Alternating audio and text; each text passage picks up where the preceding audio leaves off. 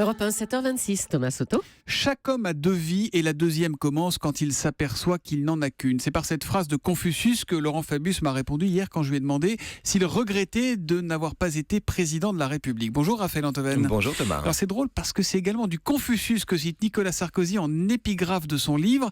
C'est quand même curieux que deux hommes si différents que Laurent Fabius et Nicolas Sarkozy invoquent le même penseur, non ? Oui, c'est vrai. Alors le plus facile serait d'y voir un artifice. Le nom de Confucius étant associé dans l'inconscient collectif à l'image d'une sagesse retrouvée, on peut comprendre que deux politiques littéralement sur le retour, l'un parce qu'il s'en va, l'autre parce qu'il veut revenir, brandissent son patronage.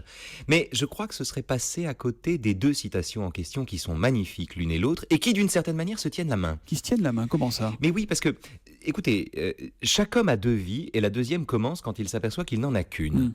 Autrement dit, il y a d'abord la vie où nous croyons que nous avons plusieurs vies, que le plus important n'a pas encore commencé, que notre existence est cernée de possibles, et qu'en somme, avec un peu de talent, on pourrait presque revenir sur nos pas. Alors ça, c'est pas vraiment la vie, c'est plutôt la survie. C'est la vie selon le regret ou selon l'espoir, c'est pareil. Et puis, arrive la vie vraiment vécue, c'est-à-dire la vie qui fait son deuil de toutes les autres vies.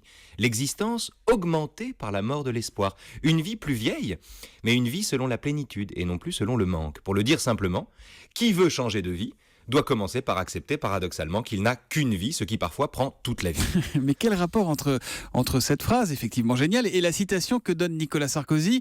Alors je la redonne, l'archer est un modèle pour le sage. Quand il a manqué le milieu de la cible, il en cherche la cause en lui-même. Mais c'est que quand on sait, quand on sent qu'on n'a qu'une vie, on cesse de faire au monde le procès de ce qu'il est.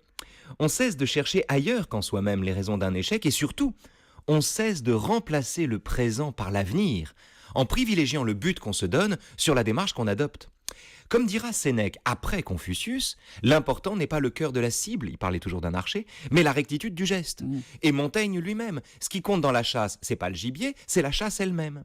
En somme, Confucius, puis Sénèque, Montaigne, tout ça, ce sont les philosophes d'un désir tardif, mais d'un désir retrouvé, d'un désir moins vif, mais d'un désir plus profond. Et au-delà du lien très profond qu'il y a entre ces deux citations de Confucius, c'est leur tonalité crépusculaire qui frappe l'oreille. Au sens, Thomas, où le crépuscule, parce qu'on peut y regarder le soleil en face, alors qu'il semble encore briller de tous ses feux, se vit lui-même, bien souvent, comme le contraire de l'obscurité. Eh ben, vous nous donnez envie de vieillir ce matin. Et la morale de l'info alors ? La morale de l'info, c'est que Confucius, c'est le philosophe des gens qui se défendent contre la nuit. Confucius est le philosophe des gens qui se défendent contre la nuit. La morale de l'info de Raphaël Antoven, tous les matins à 7h25 sur Europe 1. Demain, Raphaël. À demain.